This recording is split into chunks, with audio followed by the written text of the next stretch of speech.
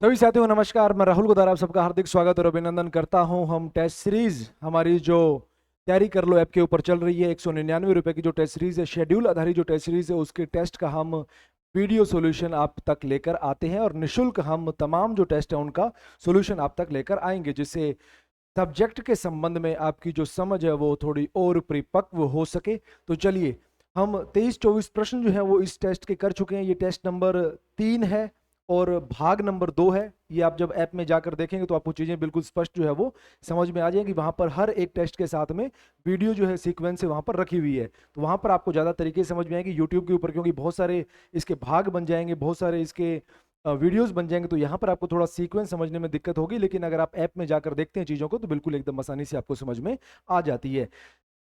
बिल्कुल शुरुआत में ही मैं आपको बड़ी एक महत्वपूर्ण जानकारी दे देता हूं कि जो विद्यार्थी नए आते हैं और जो सब्सक्राइब नहीं करते हैं, देखकर चले जाते हैं, कोई दिक्कत की बात नहीं है। लेकिन अगर आप सब्सक्राइब कर लें तो आप तक हमारा जो कंटेंट है वो बहुत जल्द और सही समय पर पहुंचेगा, जिससे आप लाभान्वित जो है वो हो सकेंगे। और आपको ये कंटेंट जो है वो कहाँ से मिलता है? आप जब ये टेलीग्राम चैनल ज्वाइन करते हैं @PTI एग्जाम्स, तो यहाँ पर हम इस YouTube चैनल पर आने वाली या फिर इस प्लेटफॉर्म की शारीरिक शिक्षा की जो भी क्लासेस, शारीरिक शिक्षा संबंधी जो भी जानकारी हैं वो आपको इस चैनल के माध्यम से मिलती है। तो मेरा ये अनुरोध रहेगा कि आप ये चैनल जो है वो ज्वाइन कर लीजिए। अगले क्वेश्चन की तरफ बढ़ते हैं। Question number 24। पहले जो 23 क्वेश्चन है उसकी वीडियो हमने पहले अपलोड कर दी है। तो 24 नंबर क्वेश्चन को देखते हैं। शारीरिक गतिविधियों की कमी से होने वाले रोग कहलाते हैं disease caused through lake of activities. कि आप शारीरिक गतिविधियां, फिजिकल एक्टिविटी नहीं करते हैं और आपको उसके बदौलत या फिर उसके परिणाम स्वरूप, उसके रिजल्ट के रूप में कुछ रोग होते हैं, उनको हम क्या कहते हैं? हाइपरकाइनेटिक कहते हैं, हाइपोकाइनेटिक कहते हैं, हाइपर मूवमेंट कहते हैं, या फिर हाइपोट्रोफिक कहते हैं। उसको क्या कहते हैं कि वो रोग को क्या कहते हैं? जो रोग कम गतिविधियों के कारण या फिर सेडेंटरी लाइफस्टाइल की वजह से होते हैं, तो उसको हम हाइपो या फिर हाइपरकाइनेटिक्स, हाइपर मूवमेंट्स या फिर हाइपोट्रोफिक क्या कहते हैं? क्या कहेंगे भाई? इसको कहेंगे हाइपोकाइनेटिक्स कहेंगे। इसको क्या कहेंगे? हाइपोकाइनेटिक्स। काइनेटिक्स का मतलब है गति, इसका मतलब है गति, और हाइपो का मतलब है कम, कि कम गति करने की वजह से। हाइपर का मतलब है ज्यादा, काइनेटिक का मतलब गति, तो कम गति करने की वजह से जो रोग होंगे उनको हम हाइपोकाइनेटिक डिजीज कहते हैं। क्या कहते हैं भाई? उनको हाइपोकाइनेटिक डिजीज कहते हैं। क्वेश्चन नंबर 25 की तरफ बढ़ते हैं। क्वेश्चन नंबर 25, किन फोल्ड टेस्ट का प्रयोग किया जाता है? एक टेस्ट है, जैसे सिट एंड रीच टेस्ट है, जिस तरह से जिगजैग टेस्ट है, जिस तरह से शटल रन है, उसी तरह से एक टेस्ट का नाम है स्किन फोल्ड टेस्ट। स्किन का मतलब त्वचा, फोल्ड करना, मोड़ना या फिर उसको उठाना। टेस्ट स्किन का टेस्ट है, त्वचा का टेस्ट है, तो इसमें किस चीज का मापन होता है या फिर किस लिए हम इसका उपयोग करते हैं? किस लिए हम इसका उपयोग करते हैं? वसा के मापन हेतु, शरीर में वसा के प्रतिशत के मापन हेतु हम करते हैं। फैट परसेंटेज ऑफ बॉडी को मापने के लिए करते हैं। प्रोटीन का मापन हेतु, कि शरीर में कितना प्रोटीन है, प्रोटीन का परसेंटेज कितना है शरीर में, उसको मापने के लिए। विटामिन का मापन करने के लिए। कार्बोहाइड्रेट का मापन करने के लिए। अब देखिए यहां पर आपने, यहां पर जो सिर्फ वसा लिखा हुआ है ना, ये वसा, वैसे तो ये वसा यहाँ पर ट्रांसलेशन में थोड़ी सी गड़बड़ हुई है। वसा का मतलब यहाँ पर है कि शरीर में फैट परसेंटेज को मापना। जो भोजन में आपने वसा लिए उस वसा से यहाँ पर संबंध नहीं है। तो ये वसा यानी कि शरीर में आपके फैट का प्रतिशत कितना है उसको मापने के लिए, फिर बॉडी कंपोजिशन को मापने के लिए ये टेस्ट करवाया जाता है। Skin fold test. Skin fold शरीर के अलग अलग हिस्सों से, आपके बाइसेप से हो जाएगा, ट्राइसेप से हो जाएगा, आपके कमर के ऊपर जो आप स्केपुला देखते हैं, सब स्केपुलर रीजन से देखते हैं, एक यहाँ पर आप एब्डोमिनल रीजन से देखते हैं, आपके थाइज हो जाएंगे। अलग अलग जगह से आपकी स्किन को यहाँ पर उठाया जाता है, इस तरह से स्किन को उठाया जाता है, मसल को छोड़ दिया जाता है, और जिस दिशा में आपकी मांसपेशी है, उस जैसे मान लीजिए कि यहाँ पर मांसपेशियां नीचे की तरफ जा रही है, तो यहाँ पर जो त्वचा को उठाया जाएगा इस तरह से उठाया जाएगा। अगर पेट के ऊपर यहाँ पर एब्डोमिनल की तरफ देखेंगे यहाँ पर, तो यहाँ पर मांसपेशियों की दिशा यहाँ पर ओब्लिक में रहेगी, टेढ़ी रहेगी, तो यहाँ पर जो त्वचा को उठाया जाएगा वो तिरछा उठाया जाएगा। तो जिस आकार में वहां पर मांसपेशी के जो फाइबर तंतु लगे हुए हैं, उसी दिशा के अंदर क्या करेंगे, या फिर उसी दिशा में आप त्वचा को उठाएंगे। त्वचा को उठाने के बाद उसके ऊपर आप क्लिपर लगाएंगे। तो मापन किससे होगा? क्लिपर से होगा। इक्विपमेंट यहाँ पर क्या होगा? स्किन फोल्ड क्लिपर से यहाँ पर मापन किया जाएगा, और शरीर के अंदर फैट परसेंटेज को मापन करने के लिए इस टेस्ट का उपयोग किया जाता है। क्वेश्चन नंबर 26 की तरफ बढ़ता हूं। क्वेश्चन नंबर 26, विश्व स्वास्थ्य संगठन WHO वर्ल्ड हेल्थ ऑर्गेनाइजेशन इसका पूरा नाम है, का मुख्यालय कहां पर स्थित है? इसका मुख्यालय कहां पर स्थित है? लुजाने में, जिनेवा में, ज्यूरिक में, बेसल में।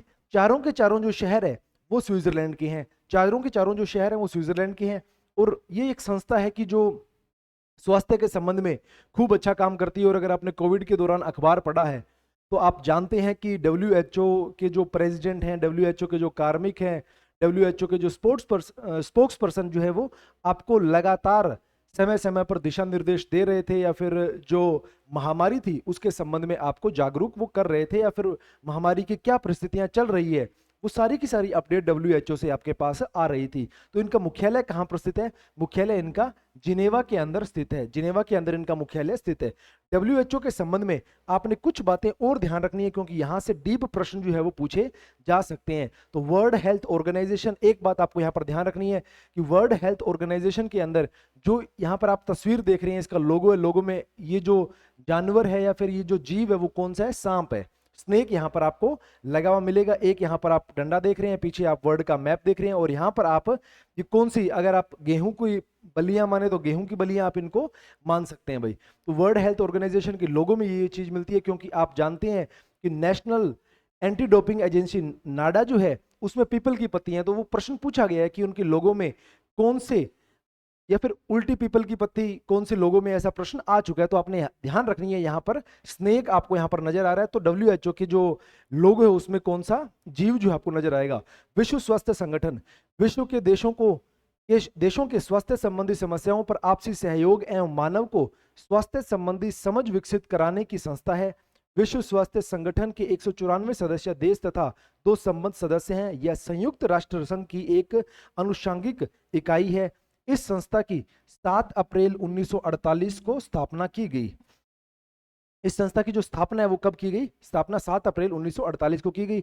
इसका उद्देश्य संसार के लोगों के स्वास्थ्य का स्तर ऊंचा करना है, कि ये इस बात के ऊपर जोर देते हैं कि लोगों का जो स्वास्थ्य का स्तर जो है वो ऊंचा हो जाए। और इसका मुख्यालय कहां पर है? जिनेवा स्विट्जरलैंड में है। प्रथम अध्यक्ष कौन थे? ब्रोक चिशोल्म है। और वर्तमान अध्यक्ष कौन है? टेड्रोस एडनोम है। ये सारी बातें आपको ध्यान रखनी है। एक मुझे पेपर याद आ रहा है DSSB का, दिल्ली के अंदर 2018 में पेपर हुआ था, 15 सितंबर 2018 को। उस पेपर के अंदर WHO से 3 प्रश्न या फिर 4 प्रश्न पूछे थे। इसकी स्थापना कब होती है? इसका मुख्यालय कहां पर है? इसका प्रथम अध्यक्ष कौन है? उसका कार्यकाल कितना रहा?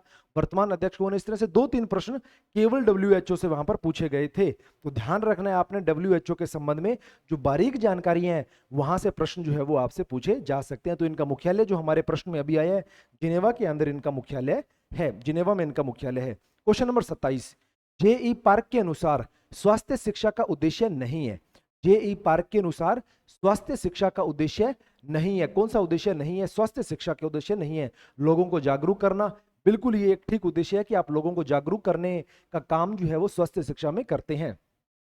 स्वास्थ्य संबंधी सही दृष्टिकोण का विकसित करना, लोगों को जागरूक करके उनका जो एटीट्यूड है, उनका जो दृष्टिकोण है कि वो स्वास्थ्य को किस तरह से देखते हैं, उसके अंदर सुधार करना है। उसमें जो सकारात्मक चीजें हैं उनको उसमें जोड़ना है। जनसंख्या नियंत्रण शिक्षा देना, जनसंख्या नियंत्रण शिक्षा देना यहाँ पर इनका काम जो है वो नहीं रहेगा। जनसंख्या नियंत्रण संख्या देना इनका काम नहीं रहेगा। लोगों को कार्रवाई हेतु दिशा निर्देश देना, दिशा निर्देश देने का मतलब है कि आप अपने दांतों को साफ कैसे रख सकते हैं, अपने बाल को साफ कैसे रख सकते हैं, भोजन को आप कैसे ग्रहण करेंगे। तो जो भी प्रोसेस है, जो दिनचर्या की प्रोसेस है, उनके संबंध में उनको क्या देना?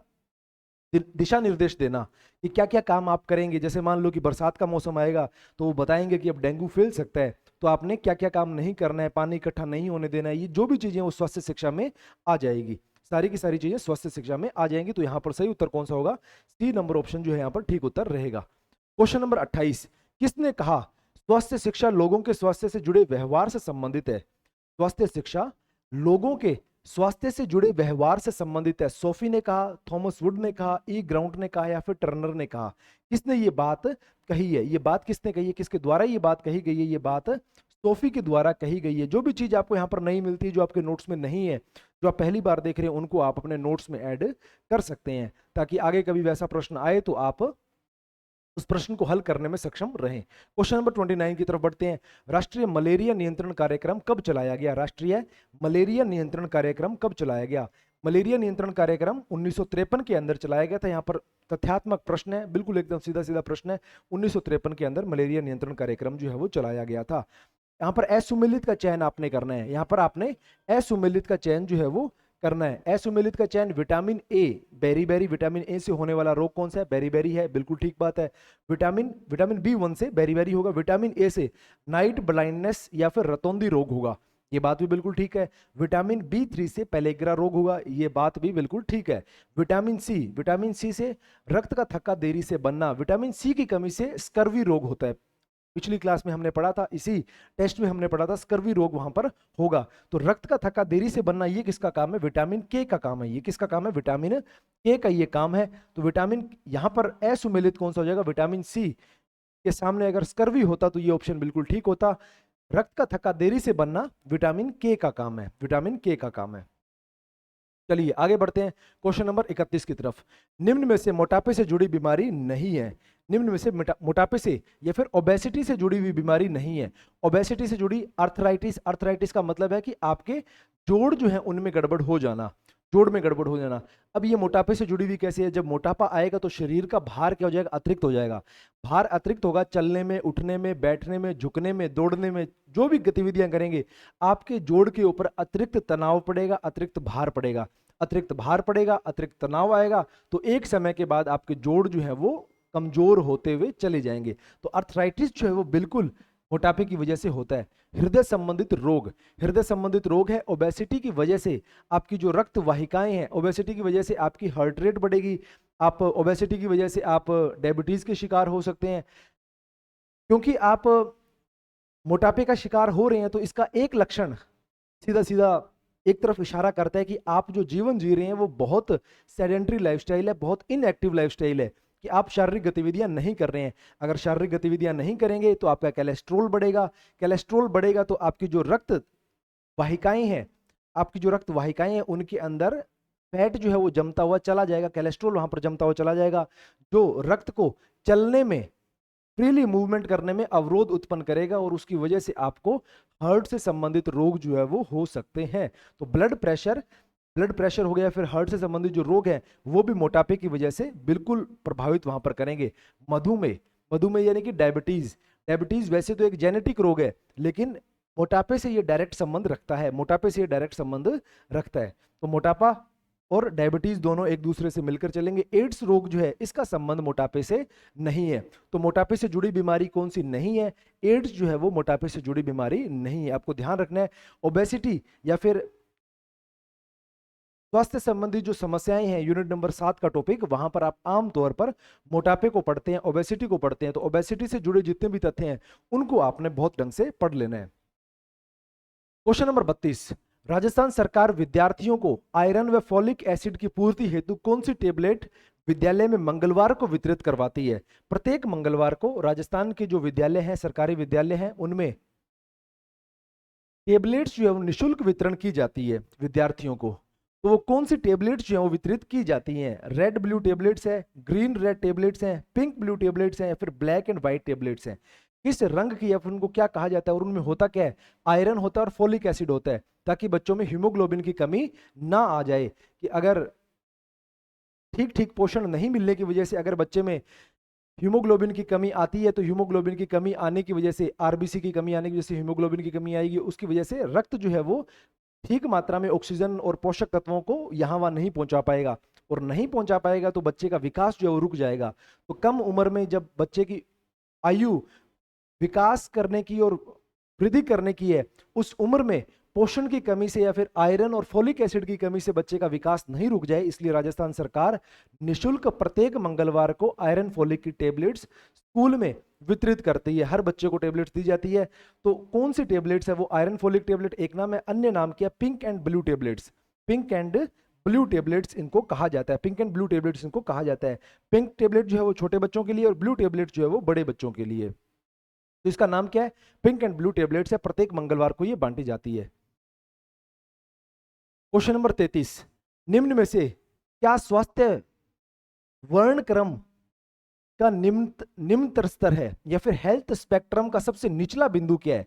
हेल्थ का स्पेक्ट्रम क्या है? सबसे पहले तो ये देखिए, स्वास्थ्य के संबंध में एक ऐसा चार्ट बना रखा है यहाँ पर अलग अलग पॉइंट है, यहाँ पर अलग अलग पॉइंट है, यहाँ पर सबसे ऊपर की तरफ कोई है व्यक्ति तो ये आप अपने स्वास्थ्य के सबसे बेहतरीन स्तर के ऊपर है, सबसे बेहतरीन स्तर के ऊपर है, और यहाँ पर कोई व्यक्ति है तो वो सबसे निचले स्तर के ऊपर है। तो यहाँ पर ये पूछा जा रहा है कि ये जो एक क्रम बना हुआ है, इस क्रम में सबसे नीचे का बिंदु क्या है? गंभीर बीमारी है, मृदु बीमारी है, रोग से मुक्ति है, या फिर मृत्यु है? तो इसका सही उत्तर मैं एक बार आपको बता देता हूं, मृत्यु इसका सही उत्तर है। इस पूरे स्पेक्ट्रम को हम देखने के लिए आगे बढ़ते हैं। यहाँ पर हम पूरे के पूरे स्पेक्ट्रम को देखते हैं, हेल्थ का जो स्पेक्ट्रम है उसको हम यहाँ पर देखते हैं। देखिए सबसे पहला है पॉजिटिव हेल्थ, कि हम यहाँ से शुरू करते हैं, यहाँ से शुरू करते हैं। फ्री फ्रॉम डिजीज, एक व्यक्ति है जिसको कोई भी रोग नहीं है, कि वो हर तरह के रोग से मुक्त है, उसको शरीर जो है बिल्कुल एकदम स्वस्थ है। तो फ्रीडम फ्रॉम सिकनेस, या फिर यहाँ पर आते हैं रोगों से मुक्ति। इस व्यक्ति को कोई भी रोग नहीं है।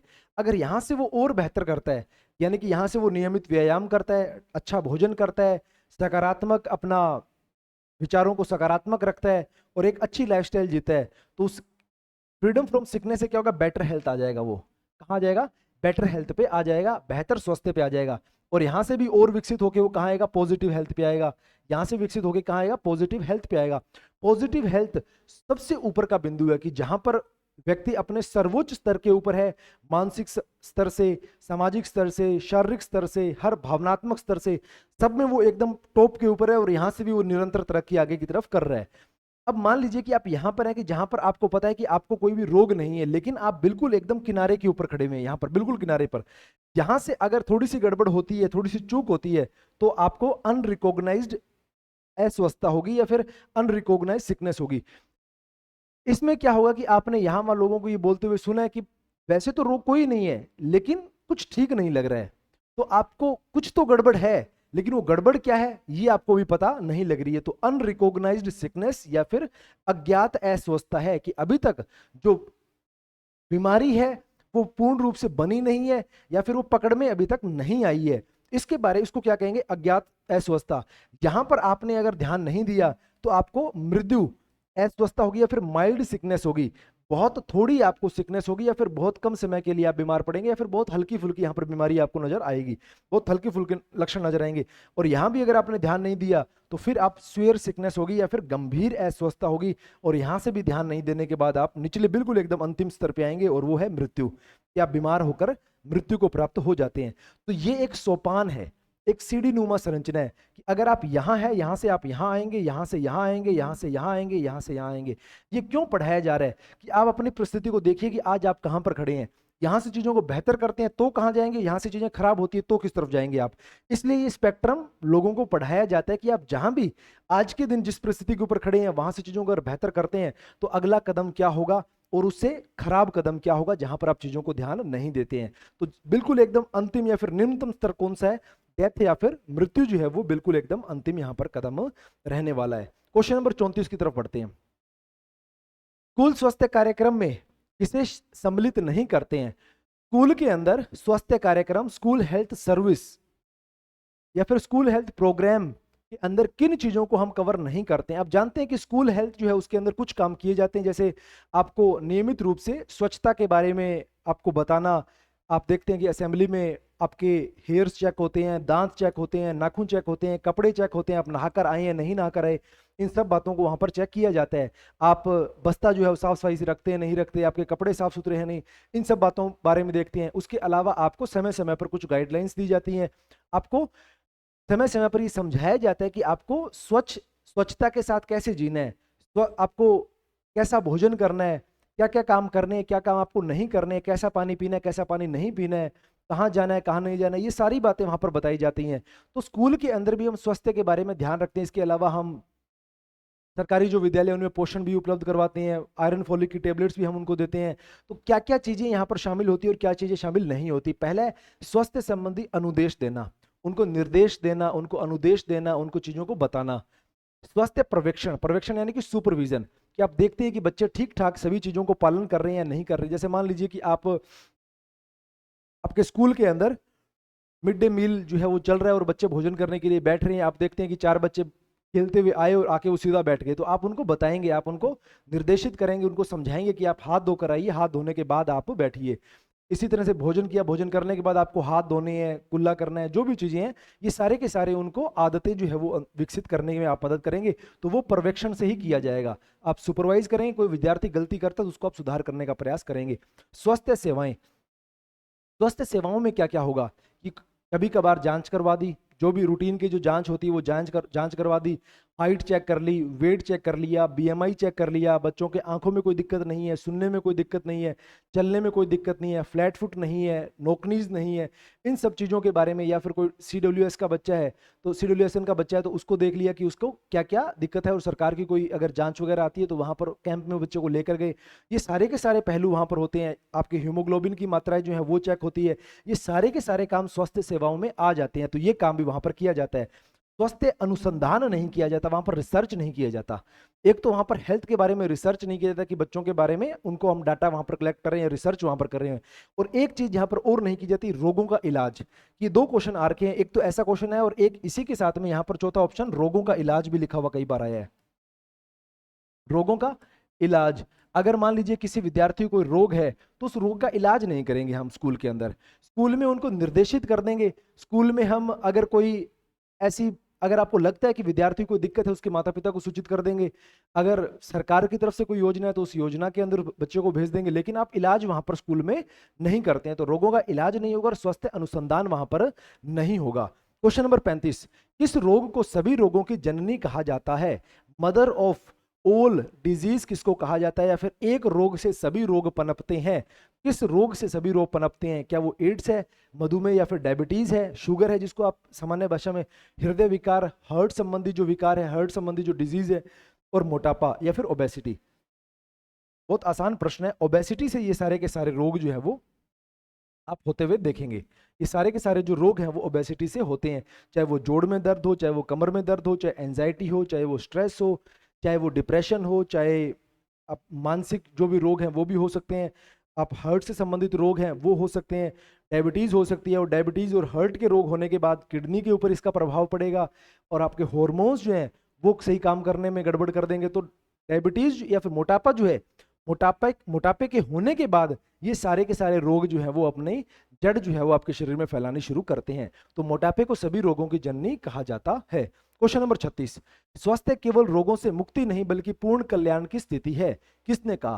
स्वास्थ्य केवल रोगों से मुक्ति नहीं बल्कि पूर्ण कल्याण की स्थिति, किसने कहा? ये परिभाषा जो है ये किसकी है? जे विलियम्स की है, एच.सी. बक की है, WHO की है, या फिर यूनिसेफ की है? तो ये परिभाषा WHO के बारे में दी गई है और कई बार ये एग्जाम में पूछी गई है। यहाँ पर क्या कहा जाता है कि स्वास्थ्य जो है वो केवल रोगों से मुक्ति नहीं है बल्कि ये पूर्ण कल्याण की स्थिति है कि जहां पर व्यक्ति शारीरिक, मानसिक, सामाजिक, भावनात्मक रूप से अपना सर्वोच्च स्तर के ऊपर होता है, उसको हम स्वास्थ्य कहते हैं। कंप्लीट हेल्थ जो है उसको कहा जाता है।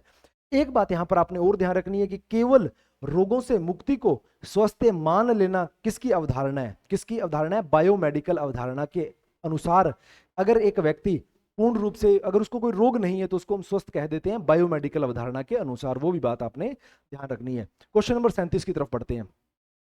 ऊर्जा के प्रमुख स्रोत के रूप में कौन जाना जाता है? ऊर्जा के प्रमुख स्रोत के रूप में कौन जाना जाता है? प्रोटीन जो है वो बिल्डिंग ब्लॉक ऑफ बॉडी है, वसा जो है most concentrated source of energy है, या फिर मोस्ट, या फिर कह सकते हैं कि सबसे संकेंद्रित स्रोत है ऊर्जा का। तो यहां पर प्रमुख स्रोत के रूप में हम इसको भी नहीं मानेंगे। तो कार्बोहाइड्रेट जो है ये क्या होगा? प्रमुख स्रोत होगा, रेडीमेड सोर्स होगा जिसको सबसे पहले आप ऊर्जा के रूप में उपयोग करेंगे। तो कार्बोहाइड्रेट, मिनरल जो है ये शरीर के रख रखाव के लिए काम आते हैं, रख रखाव के लिए काम आते हैं। तो यहां पर कार्बोहाइड्रेट आपका ठीक उत्तर रहेगा। क्वेश्चन नंबर 38, सत्य नहीं है, निम्न में से कौन सा कथन जो है वो सत्य नहीं है? 1 ग्राम वसा में 2 ग्राम कार्बोहाइड्रेट से अधिक ऊर्जा होती है। 1 ग्राम वसा में, 1 ग्राम वसा से आपको कितनी ऊर्जा मिलेगी? 9। और यहां से कितनी ऊर्जा मिलेगी? 2 ग्राम में 8। 1 ग्राम वसा में 2 ग्राम कार्बोहाइड्रेट से अधिक ऊर्जा होती है, बिल्कुल ठीक बात है। वसा सर्वाधिक केंद्रित ऊर्जा स्रोत है, यानी कि 1 ग्राम में सबसे ज्यादा अगर किसी के पास ऊर्जा है, अगर किसी के पास एनर्जी है तो वो किसके पास है? वसा के पास या फिर फैट के पास है। ये बात भी बिल्कुल ठीक है। इन्हें लिपिड्स के नाम से जाना जाता है। किसको? फैट को लिपिड्स कह सकते हैं या फिर ट्राइग्लिसराइड एसिड भी कह सकते हैं, दो नाम से ही जाने जाते हैं, लिपिड्स के नाम से इनको जाना जाता है, ठीक बात है। सैचुरेटेड फैटी एसिड स्वास्थ्य के लिए बेहतर विकल्प है। सैचुरेटेड फैटी एसिड जो है वो स्वास्थ्य के लिए बेहतर विकल्प नहीं है। ये वो फैट है जो रूम टेम्परेचर के ऊपर सॉलिड रहता है, रूम टेम्परेचर के ऊपर सॉलिड रहता है। इसका रिप्लेसमेंट जो है, और मोस्टली ये एनिमल सोर्स में आपको मिलता है, जानवरों से ही ज्यादा मिलता है। इसके रिप्लेसमेंट में जो एक फैट है वो है अनसैचुरेटेड फैटी एसिड, वो बेहतर विकल्प है। वो रूम टेम्परेचर पे क्या रहेगा? तरल रहेगा। जैसे सरसों का तेल है, वो आमतौर पर कहां से मिलेंगे आपको? वनस्पति से मिलेंगे या फिर पेड़ पौधों से आपको मिलते हैं। तो यहां पर सत्य कथन जो नहीं है वो सैचुरेटेड फैटी एसिड स्वास्थ्य के लिए बेहतर विकल्प है, ये बात यहां पर ठीक नहीं है, ये बात यहां पर ठीक नहीं है। क्वेश्चन नंबर 39, नाइट्रोजन पाया जाता है। अब देखते हैं ऑक्सीजन, कार्बन, ये तो सब में पाए जा रहे हैं, लेकिन नाइट्रोजन केवल किस में पाया जाएगा? क्या ये जल में पाया जाएगा, कार्बोहाइड्रेट पाया जाएगा, प्रोटीन में, या फिर वसा में? केवल कहां पाया जाएगा? प्रोटीन में पाया जाएगा। केवल कहां पाया जाएगा? प्रोटीन में पाया जाएगा। प्रोटीन के अलावा आपके पास फैट्स हैं और कार्बोहाइड्रेट है, इनमें नाइट्रोजन नहीं पाया जाएगा, इनमें नाइट्रोजन नहीं पाया जाएगा। तो नाइट्रोजन केवल कहां पर पाया जाएगा? प्रोटीन में केवल पाया जाएगा। क्वेश्चन नंबर 40, रक्त का थक्का बनाने में मददगार विटामिन है। अभी हम इसको पढ़कर आए हैं। रक्त का थक्का बनाने में मददगार विटामिन कौन सा है? विटामिन ए, इसको इसकी कमी से नाइट ब्लाइंडनेस होगा। विटामिन डी, कैल्शियम की कमी आ जाएगी, हड्डियां कमजोर हो जाएगी।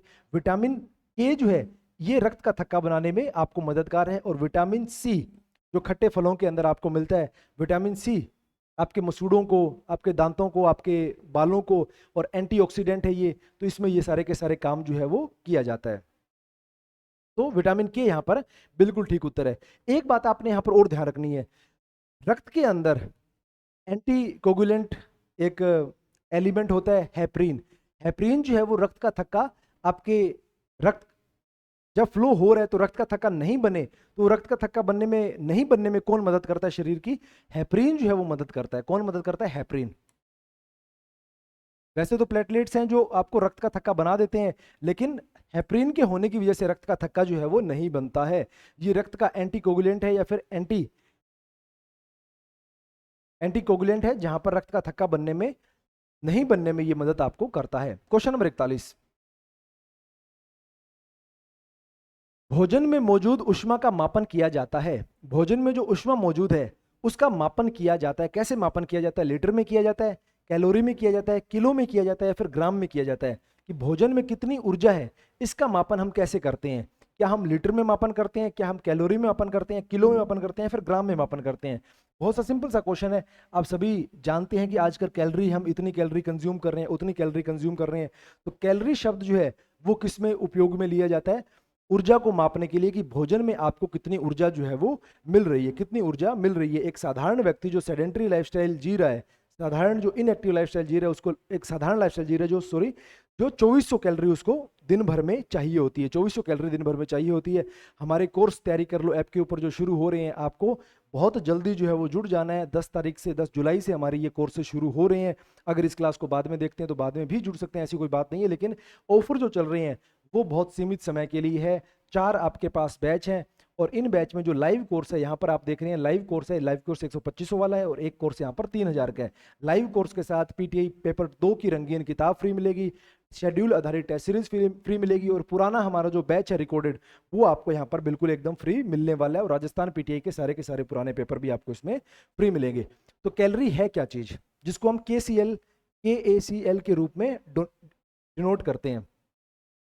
लैटिन भाषा का शब्द है कैलोर, लैटिन भाषा का शब्द है कैलोर, शब्द से उत्पत्ति हुई, जिसका अर्थ है उष्मा। जिसका अर्थ क्या है? उष्मा।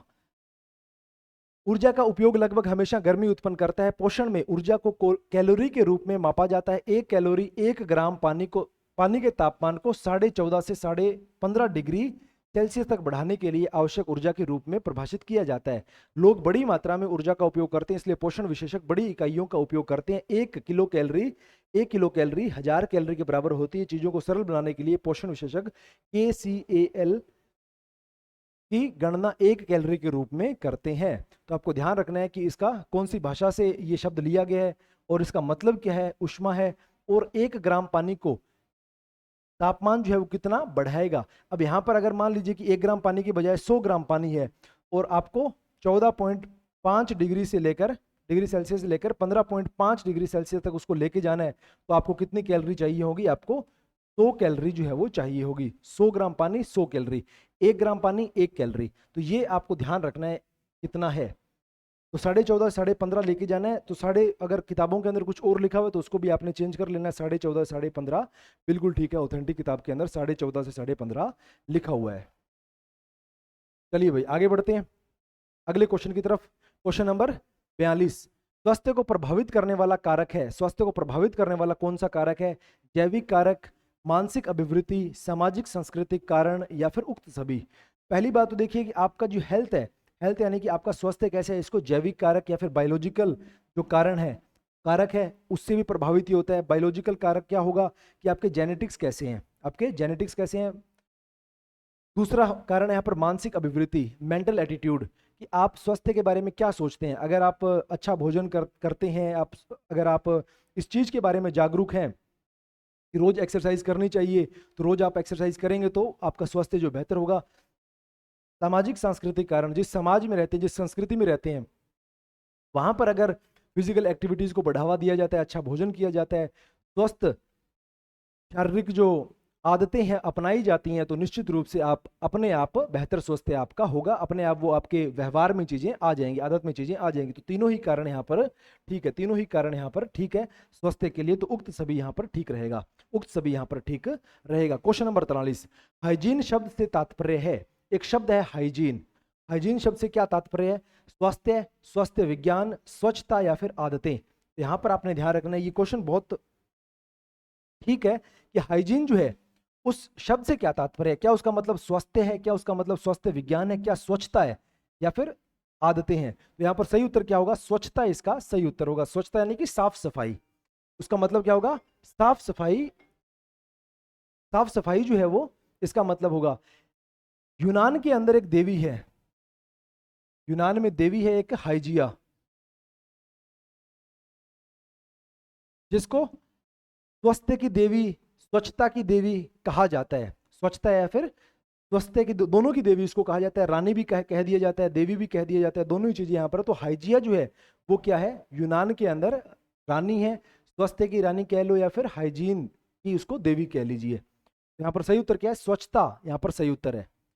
क्वेश्चन नंबर 44, हाइपोकाइनेटिक रोग का प्रमुख कारण होता है। हाइपोकाइनेटिक, दोबारा शब्द यहाँ पर आ रहा है। हाइपो का मतलब कम, हाइपो का मतलब कम, काइनेटिक यानी कि गति, कम गति रोगों का प्रमुख कारण होता है। हाइपोकाइनेटिक डिजीज का प्रमुख कोज क्या होता है? अल्प मात्रा में भोजन करना, अधिक मात्रा में भोजन करना, सेडेंटरी जीवन शैली या फिर हेक्टिक जीवन शैली।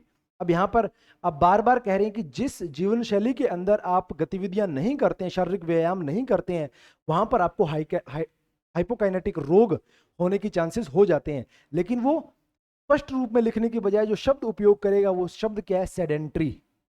सेडेंट्री का मतलब है इनएक्टिव या फिर निष्क्रिय, जहां पर आप सक्रिय नहीं है, आप पैदल नहीं चलते हैं, रनिंग नहीं करते हैं, फिर शारीरिक व्यायाम नहीं करते हैं, तो उसका मतलब क्या है? Sedentary lifestyle. बहुत ही एक रुका हुआ जीवन आप जीते हैं। तो रुका हुआ जीवन का मतलब है कि आप सुबह उठ के आपने चाय पी, चाय पीने के बाद आप नहाए हुए, नहा के आप तैयार हुए और सीधा आप बाइक पे या फिर गाड़ी पर बैठ के ऑफिस गए। दिन भर आप ऑफिस चेयर पे बैठे, शाम को आए, आके आपने चाय पी, थोड़ी देर आपने टीवी देखा, भोजन किया और सो गए।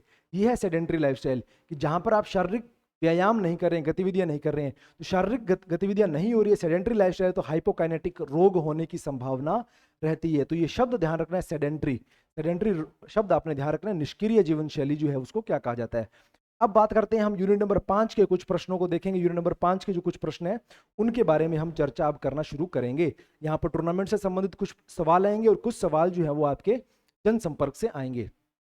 चलिए भाई, क्लासेस जो है वो अगर आपको ठीक लगती हैं तो उनको शेयर जरूर कीजिए, और जो भी विद्यार्थी नए आते हैं भाई वो सब्सक्राइब जरूर कीजिए। मैं बार बार बोल रहा हूँ, सब्सक्राइब जो है वो जरूर, इतनी मेहरबानी आपको जरूर करनी है। चलिए, शारीरिक शिक्षा में जनसंपर्क करने का सबसे अच्छा तरीका क्या है? जनसंपर्क यानी कि लोगों से मेल मिलाप करना, लोगों से मेल मिलाप करना, या फिर पब्लिक रिलेशन, पॉजिटिव रिलेशन, सकारात्मक पॉजिटिव रिलेशन स्थापित करने का सबसे अच्छा तरीका क्या है? पेरेंट टीचर मीटिंग करना। पेरेंट टीचर मीटिंग करना नॉर्मल टीचिंग का काम है। फिजिकल एजुकेशन में उतना ज्यादा इसका रोल नहीं होता है। अभ्यास करवाना, ठीक बात है, अभ्यास करवाना, प्रतियोगिता करवाना या फिर वार्षिक उत्सव का आयोजन करवाना। शारीरिक शिक्षा में जिसका सबसे ज्यादा प्रयोग किया जाएगा वो क्या है? प्रतियोगिता करवाना। क्या प्रतियोगिता करवाते हैं? प्रतियोगिता करवाने से होगा क्या?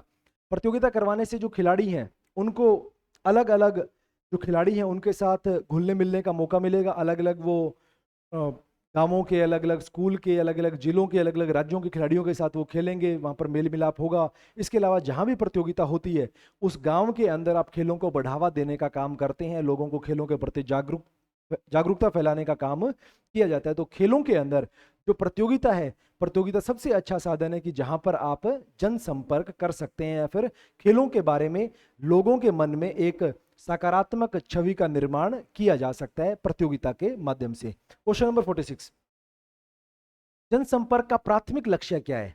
जनसंपर्क जो है उसका सबसे सबसे प्राथमिक या सबसे प्राइमरी ऑब्जेक्टिव क्या है, कि क्या वो करना चाहते हैं जनसंपर्क के माध्यम से? जनसंपर्क आपकी एक टॉपिक है, जनसंपर्क मैनेजमेंट का एक काम है, जहां पर कोई भी जो संस्था है वो उनके जो लक्षित ग्राहक हैं, कि जिनको वो कोई प्रोडक्ट बेचना चाहते हैं या फिर जिनके साथ, या जिस भी समाज के अंदर, मान लीजिए कि इंस्टीट्यूट आपका, जैसे जयपुर के अंदर आपका इंस्टीट्यूट है, जयपुर में अगर आपका स्कूल है, तो आप चाहेंगे कि जयपुर के अंदर जितने भी लोग हैं उनके मन में आपके प्रति सकारात्मक छवि रहे। सकारात्मक छवि रहेगी तो क्या फायदा होगा आपको? कि उनके बच्चे आपके पास पढ़ने के लिए आएंगे। इसी तरह से आपने कोई एकेडमी खोली है कहीं पर, तो आप चाहेंगे कि जहां भी मेरी एकेडमी है वहां पर आसपास के जितने भी लोग हैं उन लोगों के मन में मेरी एकेडमी के प्रति सकारात्मक छवि रहे, कि यहाँ पर बहुत मेहनत होती है, बच्चों के ऊपर ध्यान दिया जाता है। वो सकारात्मक छवि होने की वजह से क्या होगी कि पेरेंट्स अपने बच्चों को वहां पर भेजेंगे, या फिर जो बच्चे हैं वो वहां पर आके खेलना पसंद करेंगे। तो सकारात्मक छवि का प्राथमिक लक्ष्य क्या है? बिक्री और राजस्व बढ़ाना। बिक्री और राजस्व बढ़ाना प्रथम प्राथमिक उद्देश्य नहीं है, ये सेल्स टीम का काम होता है। ये किसका काम है? सेल्स टीम का काम है। आकर्षक विज्ञापन बनाना, आकर्षक विज्ञापन बनाना भी मार्केटिंग का काम है, इनका काम नहीं है। ये काम किसका है? मार्केटिंग का काम है। एक सकारात्मक छवि और प्रतिष्ठा बनाए रखना, एक सकारात्मक छवि और प्रतिष्ठा बनाए रखना, ये काम यहां पर होता है। इसको पहचानने के लिए या फिर याद करने के लिए आप एक एग्जाम्पल के रूप में देख सकते हैं कि आजकल जितने भी सेलिब्रिटीज हैं, जितने भी क्रिकेटर्स हैं, जितने भी एक्टर हैं, या फिर चाहे मीडिया के या फिर चाहे राजनीति में जो लोग हैं, वो सारे के सारे आजकल पीआर टीम रखते हैं। पीआर टीम का मतलब है जो उनका पब्लिक रिलेशन को संभालता है। पीआर का मतलब पब्लिक रिलेशन।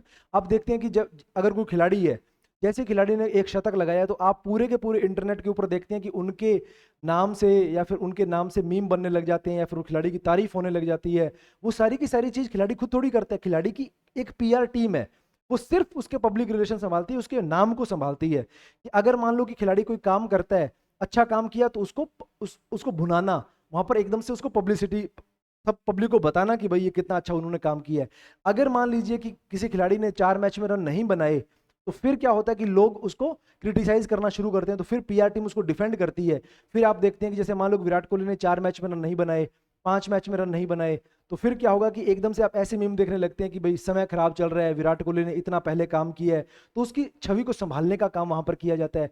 अभी जैसे इंग्लैंड के साथ भारत की सीरीज चल रही है, तो पहला मैच हारे, तो जैसे ही आप हारते हैं, हारने के बाद विराट कोहली और रोहित शर्मा की जो फैंस हैं या फिर पीआर टीम है, वहां पर उन्होंने कुछ कार्य जो है वो किए ताकि आप याद दिला सकें कि भाई वो खिलाड़ी वहां पर थे।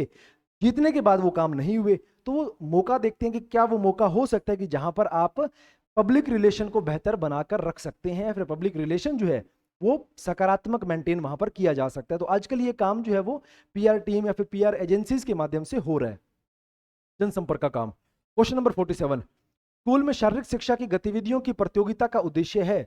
आप स्कूल के अंदर प्रतियोगिता जो करवाते हैं, स्कूल में जो प्रतियोगिता करवाते हैं, शारीरिक शिक्षा की गतिविधियों की प्रतियोगिता का उद्देश्य है स्कूल में शारीरिक शिक्षा, स्वास्थ्य में गिरावट करना, क्या लोगों के या फिर विद्यार्थियों के स्वास्थ्य में गिरावट करने के लिए आप ये प्रतियोगिता करवाते हैं?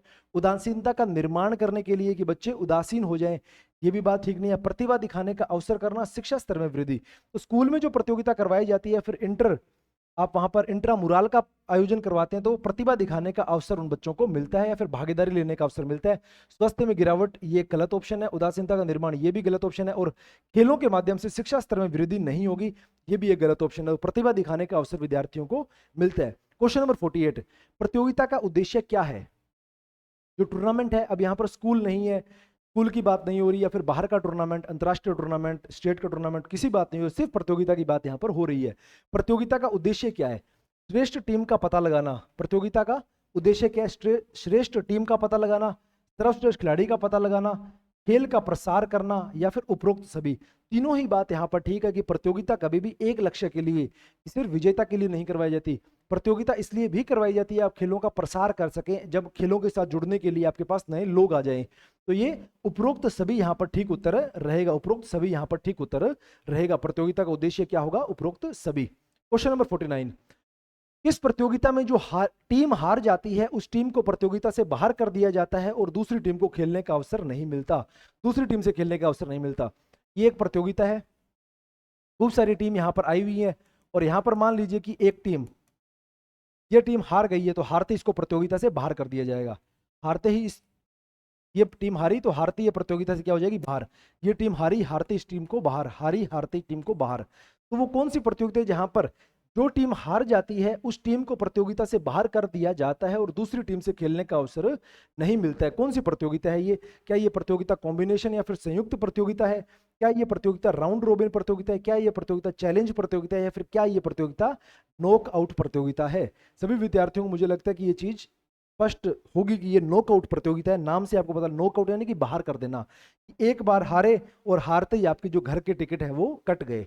हारे और हारते ही आपके घर के टिकट जो है वो कट जाते हैं। क्वेश्चन नंबर 50, जिस क्रम या फिर चयन के अनुसार टीम को खेलना पड़ता है उसे क्या कहते हैं? जिस क्रम के अनुसार टीम खेलती है या फिर जिस क्रम या फिर चयन के अनुसार टीम को खेलना पड़ता है उसे क्या कहते हैं? मान लीजिए कि एक टीम है, ये प्रतियोगिता में आई है और इसको पता लगा कि आप पहला मैच इस टीम के साथ खेल रहे हैं, उसके बाद इन दो टीमों में से जो जीतेगी उसके साथ आप मैच खेलेंगे, फिर इन दोनों टीमों से जो जीतेगी उसके साथ आप मैच खेलेंगे। तो ये जो क्रम है जिससे उस टीम को खेलना पड़ेगा कि वो अगला मैच किसके साथ खेलेगी, उसके बाद अगला मैच किसके साथ, उसके बाद अगला मैच किसके साथ, तो उसको क्या कहेंगे? क्या उसको बाई कहेंगे? क्या उसको हम बाई कहेंगे? क्या हम उसको सीडिंग कहेंगे? क्या हम फिक्सचर कहेंगे? क्या इनमें से कोई नहीं? उसको क्या कहेंगे? हम उसको कहेंगे फिक्सचर कहेंगे। उसको क्या कहेंगे? फिक्सचर कहेंगे। और फिक्सचर के अंदर क्या क्या बातें शामिल होती हैं? फिक्सचर में जो बातें शामिल होती है कि एक बात तो ये शामिल होती है कि आप किसके साथ खेलेंगे, कौन से ग्राउंड पे खेलेंगे, कितनी तारीख को खेलेंगे, किस समय खेलेंगे, ये तमाम बातें फिक्सचर के अंदर शामिल होगी। केवल आपको अपोनेंट का वहां पर पता नहीं होगा, आपको यह भी पता होगा कि आप किस तारीख को, किस समय, किस मैदान में, कहां पर खेलने वाले हैं। ये तमाम चीजें फिक्सचर के अंदर ऐड होती है, आपने याद रखनी है ये बात। क्वेश्चन नंबर 51, नॉकआउट प्रतियोगिता में टीमों की संख्या की कौन सी स्थिति में फिक्सचर में बाई दी जाती है? नॉकआउट प्रतियोगिता है, टीमों की संख्या की कौन सी स्थिति में फिक्सचर में बाई दी जा सकती है? क्या वो सम संख्या में दी जाएगी, क्या विषम संख्या में, दोनों स्थिति में, या फिर दोनों में नहीं? यानी कि आपके पास एक बार तो टीम कितनी है? 5 टीम, या फिर 6 टीम, या 7 टीम है? क्या 7 टीम होने पर बाई दी जाएगी, या फिर 1 2 3 4 5 6 टीम होने पर बाई दी जाएगी? तो अब जब 6 टीम है तो भी आप क्या करेंगे भाई? इसको बाई देंगे और इसको बाई देंगे, 2 टीमों को बाई देंगे, और फिर आपका फिक्सचर जो है वो इस तरह से तैयार किया जाएगा। और अगर 7 टीम है तो एक टीम को यहाँ पर क्या देंगे? बाई देंगे, और फिर इस तरह से आपका फिक्सचर जो है वो तैयार किया जाएगा। तो दोनों ही परिस्थितियों में आप क्या देंगे? बाई देंगे। दोनों ही परिस्थितियों में आप बाई देंगे। सम और विषम का यहाँ पर कोई भी रोल नहीं है जब आप नॉकआउट प्रतियोगिता की बात करते हैं। नॉकआउट प्रतियोगिता में सम और विषम का यहाँ पर कोई भी विचार नहीं होगा। दोनों ही परिस्थितियों के अंदर टीमों को बाई जो है वो दी जाएगी। दोनों ही परिस्थितियों में टीमों को बाई जो है वो दी जाएगी। ये बात आपने यहाँ पर ध्यान रखनी है भाई, ये बात आपने ध्यान रखनी है। दोनों ही परिस्थितियों में यहाँ पर बाई दी जाएगी। क्वेश्चन नंबर 52 की तरफ पढ़ते हैं। किसी टीम को बाई मिली टीम से मैच खेलना पड़ता है। किस टीम को बाई मिली टीम, यानी कि जिस टीम को बाई मिली है वो किसके साथ खेलेगी? एक टीम है जिनको बाई मिली है फिक्सचर के अंदर, तो उस टीम के साथ कौन खेलेगा? अंतिम चक्र की विजेता टीम को खेलना पड़ेगा, सेमीफाइनल की विजेता टीम को खेलना पड़ेगा, प्रथम चक्र की विजेता टीम को खेलना पड़ेगा, या फिर फाइनल की उप विजेता टीम को खेलना पड़ेगा? कौन सी टीम खेलेगी? अब यहां पर देखिए, सिंपल साइज का एग्जांपल लेके हम देखते हैं। 5 6 7 हमारे पास टीम है। यहां पर इसको हमने बाई दी अंतिम टीम को, उसके बाद हमने मैच करवाए। अब बाई मिली टीम के साथ कौन खेलता है? किस टीम को बाई मिली टीम के साथ खेलना पड़ता है? तो बाई मिली भी 7 नंबर टीम है। 7 नंबर टीम के साथ कौन खेलेगा? पहले चक्र में 5 और 6 में से जो विजेता रहेगी, मान लीजिए कि 5 नंबर विजेता रही है, तो 5 नंबर टीम को इसके साथ खेलना पड़ेगा। तो प्रथम चक्र की विजेता टीम को बाई मिली टीम के साथ दूसरे दौर में खेलना पड़ता है। बाई मिली हुई टीम कब खेलना शुरू करती है? दूसरे दौर में, दूसरे चक्र में खेलना शुरू करती है। ये बात भी आपने साथ साथ ध्यान रखनी है, साथ साथ आपने ध्यान रखनी है भाई। क्वेश्चन नंबर 53 को देखते हैं। क्वेश्चन नंबर 53 को देखते हैं। प्रतियोगिता में सीडिंग का अर्थ क्या होता है? प्रतियोगिता में सीडिंग का अर्थ क्या होता है? एक शब्द है सीडिंग, और ये शब्द बना कहां से है? सीड से बना है या फिर बीज से बना है। बीज का मतलब क्या है? रोपण, जिसको हम कोई एक खास जगह पर रोपते हैं या फिर प्लांट करते हैं। रोपण यानी कि प्लांट करना, कि बीज को हम प्लांट करते हैं। तो यहां पर हम देखिए प्रतियोगिता में सीडिंग का अर्थ क्या होता है? फिक्सचर में अच्छी टीम को उचित स्थान देना, कमजोर टीम को स्थान देना, सभी टीमों को उचित स्थान देना, या फिर अच्छी टीम को फिक्सचर में ऊपर रखना। क्या यहां पर ऑप्शन ठीक होगा?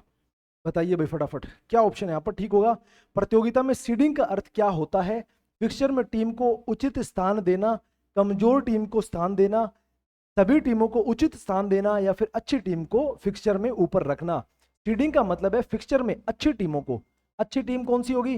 जो लास्ट ईयर की विजेता है, लास्ट ईयर की विजेता या फिर प्रीवियस जो संस्करण है उनकी विजेता, उचित स्थान देना। अब ये उचित स्थान क्या होगा? इस उचित स्थान को भी देखिए आप, उचित स्थान किसको आप कहते हैं? जैसे मान लीजिए कि 1 2 3 4 5 6 7 8 आपके पास यहाँ पर टीमें हैं, तो आप पिछले साल की विजेता टीम को यहाँ पर रखेंगे, उप विजेता को यहाँ पर रखते हैं। तो इन दोनों टीमों को आपने यहाँ रखा, और बीच की जो भी टीम है उनको आप लॉटरी सिस्टम से क्या कर देंगे? अलॉट कर देंगे। तो इन टीम को, विजेता टीम को यहाँ रखा और उप विजेता को यहाँ रखा, तो ये अच्छी टीमों को दूर दूर रखना, या फिर अलग अलग भाग में रखना, अलग अलग पूल में रखना, या फिर सबसे नीचे रखना, सबसे ऊपर रखना, उचित स्थान पर रखना, ताकि वो शुरुआती दौर में नहीं भिड़ जाएं। इसको क्या कहते हैं? सीडिंग कहते हैं। इसको क्या कहते हैं? सीडिंग कहते हैं। तो फिक्सचर में अच्छी टीम को उचित स्थान देना या फिर उचित स्थान पर रखना, ये बात यहां पर ध्यान रखनी है। सबसे मजबूत टीम 8 नंबर पर रहेगी या फिर अंतिम स्थान पर रहेगी, और दूसरी जो सबसे अच्छी टीम है वो 1 नंबर स्थान पर रहेगी। चलिए भाई मैं पानी वार पी लेता हूं, उसके बाद हम आगे क्वेश्चन को दोबारा देखते हैं।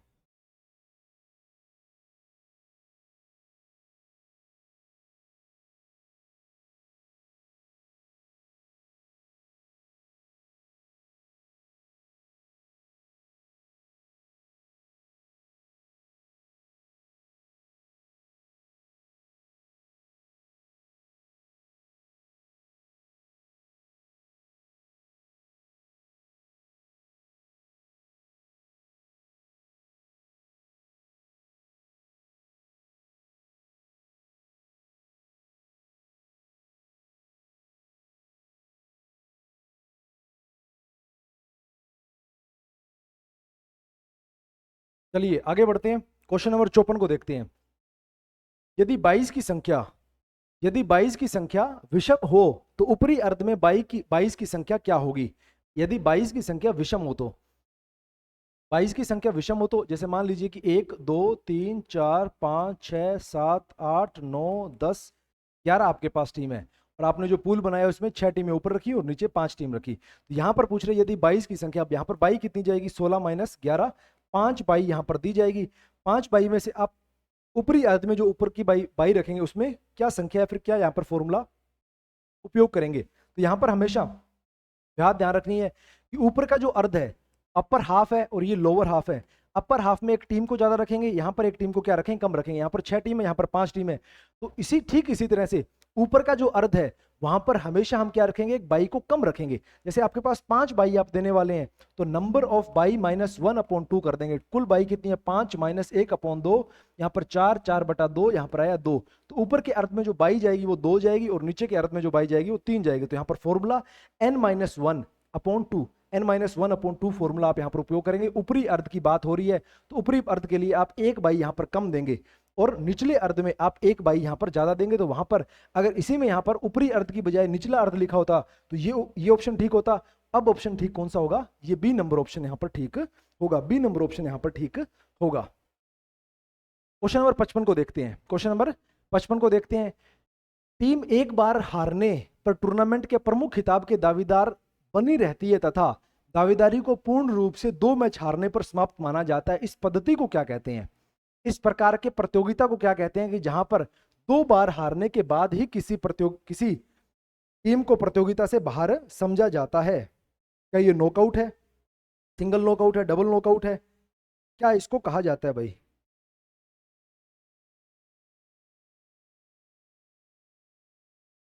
इस पद्धति को क्या कहा जाता है? इस पद्धति को डबल नॉकआउट पद्धति कहा जाता है। इसको क्या कहा जाता है? डबल नॉकआउट पद्धति कहा जाता है। 2 बार यहां पर किसी टीम को हार कर बाहर करना होगा, तभी वो पूर्ण रूप से क्या होगी?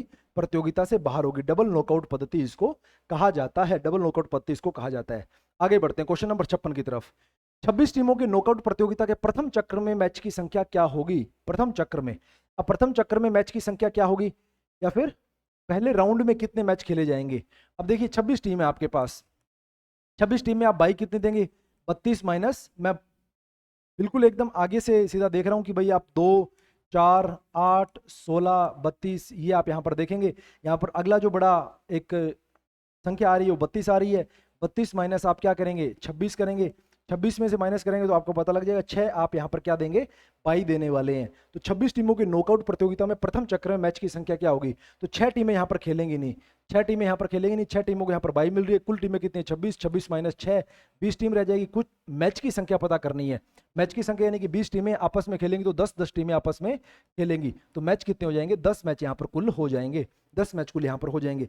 टीम ये जो मैं प्रश्नों को हल करने के लिए थोड़ा सा आप कह सकते हैं कि मैं बड़ा शॉर्ट में इनको हल कर रहा हूँ, बिल्कुल एकदम प्रॉपर तरीके से इनको हल नहीं कर रहा हूँ। तो हमारी आशु जी की ट्रिक जो चैनल है वहां पर प्रॉपर टूर्नामेंट की सारी क्लास जो है मैंने ले रखी है। नॉकआउट से लेकर जो कॉम्बिनेशन प्रतियोगिता है या फिर आपका चैलेंज प्रतियोगिता है, सारी की सारी 7 से 8 क्लास मैंने वहां पर ले रखी है। तो आप वहां पर जाके उनको देख सकते हैं, उनका अध्ययन कर सकते हैं। ये क्वेश्चन आपको बिल्कुल एकदम पूर्णतः समझ में वापस आ जाएंगे। जो अभी नए विद्यार्थी हैं उनके लिए बात ये बोल रहा हूं मैं। सामान्य तौर पर प्रतियोगिता होती है, सामान्य तौर पर प्रतियोगिता जो है वो उसको किस रूप में हम देखते हैं या फिर कैसे हम उसको देखते हैं? सीखी गई सामाजिक प्रक्रिया के रूप में हम उसको जानते हैं। सीखी गई सामाजिक प्रक्रिया के रूप में, चरित्र विकास की उत्पादकता रूपी रणनीति के रूप में, व्यक्ति की वृद्धि के लिए हानिकारक होती है, फिर मानव विकास के लिए अनिवार्य होती है। तो ये सीखी गई सामाजिक प्रक्रिया है। सीखी गई क्या है? सामाजिक प्रक्रिया, जहां पर लोग मिलते हैं, सारे के सारे अपना दायित्व निभाते हैं, अपने कौशल का प्रदर्शन वहां पर करते हैं। तो ये क्या है? एक सीखी गई सामाजिक प्रक्रिया है। सामान्य तौर पर इसको क्या समझा जाता है? सीखी गई। कि मानव को ये विरासत में ऐसा नहीं है कि उनको जेनेटिक्स के साथ या फिर प्रकृति ने दी है। ये जो जैसे भूख हमें प्रकृति ने दी है, हमें शरीर जो है वो प्रकृति ने दी है, हमारी जो इच्छाएं हैं वो प्रकृति की तरफ से आती हैं, लेकिन जो प्रतियोगिता है वो हमने खुद ने सीखी है, खुद ने इजाद की। जैसे कपड़ा हमने खुद ने इजाद किया है, ठीक उसी तरह से प्रतियोगिता जो है वो एक सीखी गई सामाजिक प्रक्रिया है। सामाजिक प्रक्रिया इसलिए कहा गया है क्योंकि यहाँ पर व्यक्ति अकेला प्रतियोगिता नहीं कर सकता है, किन्हीं दूसरी लोगों के साथ ही प्रतियोगिता करे, दूसरी टीम के साथ ही प्रतियोगिता करेगा। खूब सारे लोग यहाँ पर आते हैं, अलग अलग दायित्व का निर्वहन वहां पर करते हैं, तब जाकर एक प्रतियोगिता को संपन्न करवाया जाता है। तो ये सीखी हुई सामाजिक प्रक्रिया है। क्वेश्चन नंबर 58 की तरफ बढ़ते हैं। एक नॉकआउट प्रणाली में कुल खिलाड़ियों की संख्या 19 है, तो ऊपरी अर्ध में कितने खिलाड़ी होंगे? एक नॉकआउट प्रतियोगिता की बात हो रही है। नॉकआउट प्रतियोगिता जिनको ओलंपिक सिस्टम कहा जाता है, पेनिट्रेशन सिस्टम कहा जाता है, सडन डेथ प्रतियोगिता कहा जाता है, इलिमिनेशन प्रतियोगिता कहा जाता है। एक ऐसी प्रतियोगिता जहां पर एक मैच हारने के बाद आप टूर्नामेंट में नहीं बने रहते, आप अपने घर चले जाते हैं और एक एक करके टीम हारती रहती है और एक जो टीम बचती है उसको विजेता मान लिया जाता है। तो यहाँ पर नॉकआउट प्रणाली में कुल खिलाड़ियों की संख्या 19 है। कुल खिलाड़ियों की संख्या कितनी है? 19 है। तो ऊपरी अर्ध में कितने खिलाड़ी होंगे? हम 1 2 3 4 करके इस तरह से 2 पूल बनाएंगे, ये अपर हाफ रहेगा और ये लोअर हाफ रहेगा। तो ऊपरी अर्ध में आप कितने खिलाड़ी रखेंगे? तो ऊपरी अर्ध में खिलाड़ी रखने का जो सूत्र है, number of byes plus 1 upon number of teams, n plus 1 upon 2 रखेंगे। तो नंबर ऑफ टीम्स आपके पास 19 है, 19 प्लस 1 अपॉन 2, यहाँ पर टीम कितनी आ जाएगी? 10 टीम आ जाएगी। तो ऊपरी अर्ध में आप कितनी टीम रखेंगे? 10 रखेंगे। निचले अर्ध में कितनी रह जाएगी? 9 रह जाएगी। ऊपरी में कितनी जाएगी? 10 रह जाएगी। तो इस तरह से आप 19 टीमों को यहाँ पर रखेंगे। इसका एक सिंपल फॉर्मूला, अगर फॉर्मूला आ जाए तो number of byes upon number of teams upon plus 1 upon 2 करेंगे। अगर मान लीजिए कि साधारण रूप से आपको पूछा जाए, जैसे यहाँ पर पूछा है, तो इसका ऊपरी अर्ध के लिए सिंपल सा है कि 19 में 1 जोड़ो और 2 से डिवाइड कर दो। कितना हो जाएगा भाई? ये अपने आप 10 आ जाएगा। फॉर्मूला है तो फॉर्मूला n प्लस 1 अपॉन 2 हो जाएगा, n प्लस 1 अपॉन 2। और निचले अर्ध के लिए n माइनस 1 अपॉन 2। निचले अर्ध के लिए क्योंकि एक टीम यहाँ पर कम रखेंगे तो यहाँ पर 9 टीम करने के लिए आप क्या करेंगे? 19 में से 1 हटाएंगे, 18 रहेगा, 18 को आप 2 से भाग देंगे तो वो कितना रह जाएगा? 9 रह जाएगा। तो यहाँ पर सही उत्तर कितना है? 10 यहाँ पर ठीक उत्तर रहेगा। Question number 59। खेल की एक ऐसी प्रक्रिया जिसमें सारी टीमें हार जाती हैं। अब यहाँ पर क्वेश्चन को ध्यान से पढ़ना है। खेल की एक ऐसी प्रक्रिया जो है, स्पोर्ट्स की एक ऐसी प्रोसेस जिसमें सारी टीमें हार जाती हैं तथा केवल एक टीम को विजेता घोषित किया जाता है। एक टीम को विजेता घोषित करते हैं, सारी टीमें हार जाती हैं।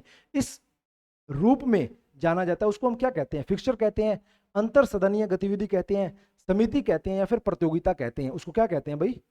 जहां पर एक ऐसी प्रक्रिया, एक ऐसी प्रोसेस जहां पर टीमें तो कई आती हैं लेकिन धीरे धीरे करके सारी टीमें जो है वो हार जाती हैं और हार हार कर वो प्रतियोगिता से बाहर होती रहती हैं। उस प्रोसेस को क्या कहते हैं कि अंततः शुरुआत से लेकर अंत में सारी टीमें पिछड़ जाती हैं, एक टीम जो है वो आगे रहती है और उसको हम विजेता मान लेते हैं। उसको हम क्या कहते हैं? प्रतियोगिता कहते हैं। क्या कहते हैं इसको? हम प्रतियोगिता कहते हैं। इसको हम क्या कहेंगे? प्रतियोगिता कहेंगे भाई। इसको हम क्या कहेंगे? प्रतियोगिता कहेंगे। Question number 60।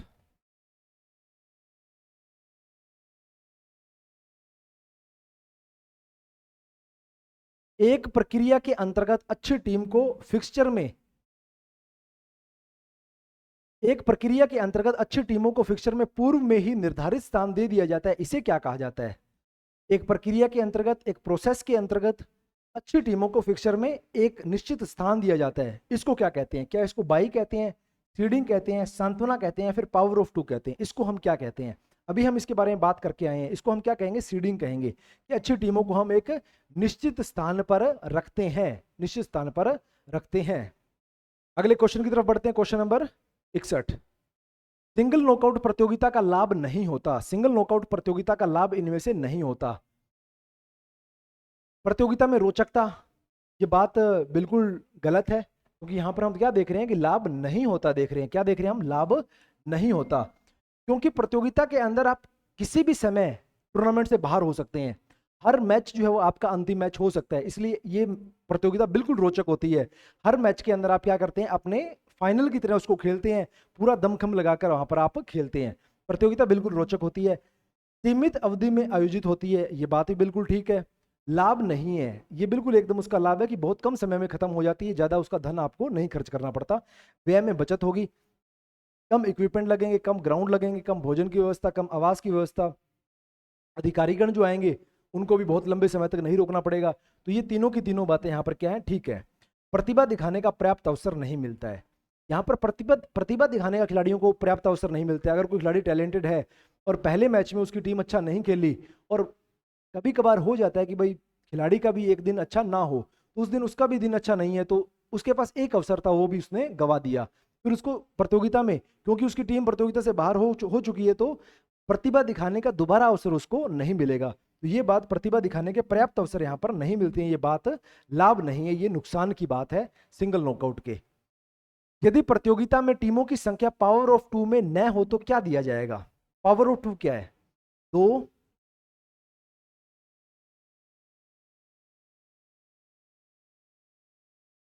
Power of to क्या क्या है भाई? 2, 4, 8, 16, 32, 64, 128, 256, ये क्या है? पावर ऑफ टू है। ये क्या है? पावर ऑफ टू है। पावर ऑफ टू का मतलब क्या है कि अगर मान लीजिए कि आपकी टीम की संख्या 3 है, 7 है, 6 है, या फिर यहां से हम ले तो 26 है, 30 है, अगर पावर ऑफ 31 है, अगर पावर ऑफ टू में नहीं है, तो ये पावर ऑफ टू में करने के लिए आप क्या देते हैं? बाई देते हैं। क्या देते हैं? बाई देते हैं। बाई कैसे दी जाएगी? 3 आपके पास टीम है, अगली पावर ऑफ टू 4 है, तो आप एक बाई यहां पर दे देंगे, तो 1, 2, 3, और इसको हम बाई देंगे, इन दोनों मैच कराएंगे, तो ये आपकी प्रतियोगिता तैयार है। इसी तरह से अगर 30 टीम है तो एक टीम को बाई दे दी जाएगी। अगर मान लीजिए कि आपके पास टीम कितनी है? 9 टीम है, तो 9 टीम की परिस्थिति में आप क्या करेंगे? अगला बड़ा नंबर आपके पास 8 बड़ा नंबर नहीं है, इससे अगला बड़ा नंबर इससे क्या हो जाएगा? 16 हो जाएगा। तो यहाँ पर बाई आप कितने देंगे? 7 बाई आप यहाँ पर देंगे, ताकि ये संख्या कितनी हो जाए? 16 हो जाए। तो प्रतियोगिता को पावर ऑफ टू में लाने के लिए आप क्या करते हैं? बाई का प्रयोग करते हैं। बाई का प्रयोग करते हैं। अगर आप बाई को समझेंगे तो बाई क्या है कि डमी टीम उतारना, एक टीम को मैच नहीं खिलाना, ताकि एक तरीके से प्रतियोगिता के अंदर टीमों की संख्या आप कितनी कर लें? 16 कर लें। थोड़ा सा आप इसको समझेंगे, इस कथन को समझेंगे तो आपको समझ में आ जाएगा। तो बाई क्या की जाती है? पावर ऑफ टू में टूर्नामेंट को लाने के लिए, प्रतियोगिता को लाने के लिए एक विधि है। Question number 63। यदि फिक्सचर में उत्कृष्ट टीमों को सीधा अंतिम चरण में स्थान दिया जाए तो इसे क्या कहते हैं? उत्कृष्ट टीमें हैं, अच्छी टीम है, अंतिम चरण में स्थान दिया जाए। पहले तो हम टीमों को उचित स्थान दे रहे थे, अब यहां पर अंतिम चरण में स्थान दे रहे हैं। पहले तो हम पिछले साल की जो विजेता टीम है उनको फिक्सचर के अंदर दूर दूर रख रहे थे सीडिंग के माध्यम से। अब यहां पे हम कह रहे हैं कि हम सीडिंग से एक कदम और आगे ले जाएंगे, हम उनको सीधा पहले राउंड में भी नहीं खेलेंगे, वो अंतिम राउंड के अंदर उतारेंगे। तो इसको क्या कहा जाएगा, इसको सीडिंग कहा जाएगा, विशिष्ट सीडिंग, बाई या फिर एडवांटेज। इसको क्या कहा जाएगा, सुपर सीडिंग या फिर विशिष्ट सीडिंग कहा जाएगा, या फिर स्पेशल सीडिंग इसको कहा जाएगा। कि आप उनको सीधा अंतिम राउंड के अंदर लेकर जा रहे हैं, अंतिम चरण में लेके जा रहे हैं। और ये भी सीडिंग जो है पावर ऑफ 2 में होगी, 2 4 8 को ही आप सीड एक साथ कर पाएंगे, एक टीम को सीड यहाँ पर नहीं करेंगे। चलिए क्वेश्चन नंबर 64 की तरफ बढ़ते हैं। यदि फिक्सचर में 51 टीमें हैं तो प्रतियोगिता के पहले चरण में कितनी टीम खेलेगी। फिक्सचर में कितनी टीमें हैं भाई, 51 टीमें फिक्सचर के अंदर है। फिक्सचर में 51 टीमें हैं प्रतियोगिता में, और अगला बड़ा नंबर अगर 2 4 8 16 32 64 को देखें तो अगला बड़ा नंबर क्या है, 64 है। तो 64 अगला बड़ा नंबर है पावर ऑफ 2 में लाने के लिए। तो 51 को यहां से अगर माइनस करेंगे तो यहां पर 13 आएगा। तो 13 टीमों को हम क्या करने वाले हैं, बाई देने वाले हैं। 13 टीमों को बाई दी, यानी कि 51 में से 13 टीम जो है वो पहले मैच में नहीं, पहले राउंड में नहीं खेलेंगी। तो यहां पर कितना आ जाएगा, 8, और यहां पर आ जाएगा 3, 38 टीमें जो है वो खेलेंगी। 38 टीमें प्रतियोगिता के पहले चक्र में खेलेंगी। अगर आपसे पूछ लिया जाए कि मैच कितने होंगे, तो यहां पर कितना आ जाएगा, 38 टीमें आपस में खेलेंगी, तो 19 और 19 38 मैच इस तरह से होंगे। तो मैच कितने होंगे, 38। अगर आपसे पूछ लिया जाए कि पहले चक्र में कितनी टीम जीतेंगी, तो ये जो 19 मैच हो रहे हैं तो एक टीम जीतेगी, तो 19 टीमें जीतेंगी। अगर पूछ लिया जाए कि पहले चक्र में कितनी टीमें बाहर होंगी, तो वो संख्या भी कितनी होगी, 19 होगी। तो कैसे भी इसको पूछ लिया जाए, आपने ध्यान रखना है कि बात क्या पूछी जा रही है और वो चीज सोल्व कैसे होगी। एक ही चीज को 3 या 4 तरीके से पूछा जा सकता है कि पहले राउंड में मैच कितने होंगे, उसी मैच कितने होंगे, पहले राउंड में कितनी टीम खेलेगी, कितनी टीम हारेंगी, कितनी टीम जीतेंगी, कितनी टीम घर जाएंगी, कितनी टीम बाहर हो जाएंगी। कैसे भी शब्दों का यहाँ पर प्रयोग जो है वो किया जा सकता है। क्वेश्चन नंबर 65 की तरफ बढ़ते हैं। 33 टीमों के सिंगल नॉकआउट प्रतियोगिता के पहले राउंड में कुल कितनी बाई दी जाएगी। 33 टीमों के सिंगल नॉकआउट प्रतियोगिता के पहले राउंड में कुल कितनी बाई दी जाएगी। 33 टीम है, टीम कितनी है आपके पास, 33 है। अगला बड़ा नंबर, अब यहाँ पर एक नंबर तो आपके पास 32 है और अगला नंबर क्या है, 64 है। तो 33 32 से क्या है, ये बड़ा नंबर है। तो 64 में से आप 33 को क्या कर देंगे, माइनस कर देंगे। तो यहाँ पर 31 बाई जो है वो आप देने वाले हैं, 31 बाई आप यहाँ पर देने वाले हैं पावर ऑफ 2 में प्रतियोगिता को लाने के लिए। क्वेश्चन नंबर 66, 10 टीमों के डबल नॉकआउट प्रतियोगिता में कितने मैच खेले जाएंगे। मैच की जो संख्या है, नॉर्मली तो आप क्या करते हैं, n-1 जो सिंगल नॉकआउट है, n-1 में मैच की संख्या आ जाती है। अगर हार्डलाइन मैच हो रहा है, थर्ड पोजीशन के लिए मैच हो रहा है, तो n से आपका काम चल जाएगा। डबल नॉकआउट की अगर हम बात करें तो यहां पर फॉर्मूला क्या होगा, 2n-2 या फिर 2n-1, ये फॉर्मूला यहां पर उपयोग होगा। तो 10 टीमों में डबल नॉकआउट प्रतियोगिता में कितने मैच खेले जाएंगे, तो 10 टीमें हैं, 2n-2 2n-1। अब यहां पर देख लीजिए कि उत्तर आपका कहां पर इनमें मिल रहा है। यहाँ पर 20-2 18 और 20-1 19, 18 और 19 में से आपके पास उत्तर 18 मिल रहा है। अब कब उत्तर 18 आएगा, कब उत्तर 19 आएगा, इसके लिए भाई आपको वो थोड़ी क्लास जाके देखनी पड़ेगी, बिल्कुल जहां पर प्रॉपर एक्सप्लेन जो है वो किया हुआ है। यूट्यूब के ऊपर क्लास मिल जाएगी, प्रतियोगिता लिख के मेरा नाम लिख देना, आपको क्लास जो है वो मिल जाएगी। चलिए, 2 फॉर्मूला जो है वो डबल नॉकआउट में उपयोग किए जाएंगे। पिछला जो फर्स्ट ग्रेड का एग्जाम हुआ है वहां पर ये फॉर्मूलाज पूछे गए हैं, तो बहुत अच्छा क्वेश्चन वहां पर पूछा गया था। मैंने उस क्लास में वो क्वेश्चन भी एक्सप्लेन जो है वो कर रखा है। क्वेश्चन नंबर 67 की बात करते हैं। कुल 21 टीमों के एकल नॉकआउट में नीचे दिए गए नीचे के अर्ध में कितनी बाई दी जाएगी। 21 टीमें हैं, 1 2 3 4 इस तरह से चलते हुए 21 टीम यहाँ पर आएगी निचले अर्ध में। पहले हम देखते हैं निचले अर्ध में कितनी बाई दी जाएगी। पहले तो ये देखिए बाई कितनी दी जाएगी, तो 11 बाई हम कुल देंगे, 32 - 21 करेंगे, तो यहाँ पर बाई कितनी देंगे, 11 बाई हम देंगे। 11 बाई को अगर बांटेंगे तो ऊपरी अर्ध में 1 बाई को हमेशा कम देते हैं, तो यहाँ पर ऊपरी अर्ध में 5 बाई होगी और निचले अर्ध में कितनी बाई होगी, 6 बाई यहाँ पर रहेगी। यहाँ पर कितनी, और फॉर्मूलाज इसके क्या होंगे भाई, फॉर्मूलाज नंबर ऑफ निचले अर्ध की बात हो रही है, नीचे के अर्ध में नंबर ऑफ बाईज +1/2, कुल बाई कितनी है 11 +1/2 यानी कि 12/2 6, यहाँ पर आपका उत्तर आ जाएगा। तो यहाँ पर जो बाई दी जाएगी वो कितनी दी जाएगी, 6 बाई यहाँ पर दी जाएगी। ऊपर के अर्ध का फॉर्मूला हो तो n नंबर ऑफ बाईज -1/2 आप करेंगे। क्वेश्चन नंबर 38, बाई का संबंध है, शिविर से संबंध है, जनसंपर्क से संबंध है, प्रतियोगिता से संबंध है या फिर पाठ योजना से संबंध है। प्रतियोगिता से इसका संबंध है। सिंपल सा कुछ, जैसे डिसमिसल का संबंध किसके साथ है? पाठ योजना के साथ। पाई का संबंध किसके साथ है? प्रतियोगिता के साथ संबंध है। क्वेश्चन नंबर 69, विशिष्ट सीडिंग में सीडिंग वाली टीम कौन से राउंड में मैच खेलना प्रारंभ नहीं करती है? विशिष्ट सीडिंग में किसी भी टीम को अगर स्पेशल सीड किया गया है तो वो टीम कौन से राउंड में मैच खेलना प्रारंभ नहीं करती है? कौन से राउंड में मैच नहीं खेलती है? प्री क्वार्टर फाइनल में मैच नहीं खेलेगी, क्वार्टर फाइनल में मैच नहीं खेलेगी, प्रथम राउंड में मैच नहीं खेलेगी, या फिर उक्त सभी मैच नहीं खेलेगी। तो जो टीम स्पेशल सीड की जाती है वो प्रथम राउंड में मैच नहीं खेलती है, प्रथम राउंड में मैच नहीं खेलती है। वो सेमीफाइनल में मैच खेल सकती है, वो क्वार्टर फाइनल में मैच खेल सकती है, वो प्री क्वार्टर फाइनल में मैच खेल सकती है। टीमों की संख्या के आधार पर कितनी टीमों को सीड किया जा रहा है और कितनी हमारे पास टीमों की कुल टीमों की संख्या है, उसके आधार पर वो तय होता है कि कौन सी टीम कब मैच खेलेगी। तो हम कह सकते, लेकिन हम ये कह सकते हैं कि प्रथम राउंड में मैच नहीं खेलेगी। कई बार परिस्थितियां ऐसी भी बन जाती है कि जहां पर क्वार्टर फाइनल तक भी उनको मैच खेलने के लिए नहीं मिलता है। अगर मान लीजिए कि दो टीम एडवांस जा रही है, दो टीमों को स्पेशल सीड कर रहे हैं, तो दोनों की दोनों टीम सेमीफाइनल में खेलेगी सीधा। अगर मान लीजिए कि 4 टीमों को एडवांस किया जा रहा है तो वो क्वार्टर फाइनल में खेलेंगी। अगर मान लीजिए कि 8 टीमों को किया जाए तो प्री क्वार्टर फाइनल में खेलेगी। तो इस तरह से आपको ध्यान रखना है कि कब कब टीमें जो है वो मैच खेलना प्रारंभ करेगी। क्वेश्चन नंबर 70 देखते हैं। 36 टीमों के एकल नॉकआउट प्रतियोगिता में कितने राउंड खेले जाएंगे? 36 टीमों के एकल नॉकआउट प्रतियोगिता में कितने राउंड? राउंड निकालने के लिए 2, 4, 8, 16, 32, 64। सिर्फ ये आपको पहाड़ा याद होना चाहिए। 64 है। अगर मान लीजिए कि 36 टीम है तो 36 टीमें किन दोनों के बीच में आ रही है? 32 और 64 के बीच में यहाँ आ रही है। तो यहाँ पर देख लीजिए कि पावर ऑफ 2 यहाँ का बनेगा। तो round number 1, round number 2, round number 3, round number 4, round number 5, round number 6, 6 round में मैच खेले जाएंगे। अगर यही टीमों की संख्या 16 होती कि 16 टीमों की एकल नॉकआउट प्रतियोगिता में कितने राउंड खेले जाएंगे? तो 1 number round, 2 number round, 3 number round, 4 number round, फिर 4 राउंड में मैच खेले जाते। अगर टीमों की संख्या 9 होती तो 9 कहां पर आता? इन दोनों के बीच में आता। तो यहां भी हम कहां पर राउंड ऑफ 2 यहां पर करते। तो राउंड नंबर 1, 2, 3, 4, तब भी आप कितने राउंड में मैच खेलते? 4 राउंड में मैच खेलते। अगर ये टीमों की संख्या अगर यहां से 66 होती है आपके पास, तो आप 64 से 128 पे आ जाते। तो एक राउंड जो है यहाँ पर और बढ़ जाता, तो 7 राउंड में आप मैच खेलते।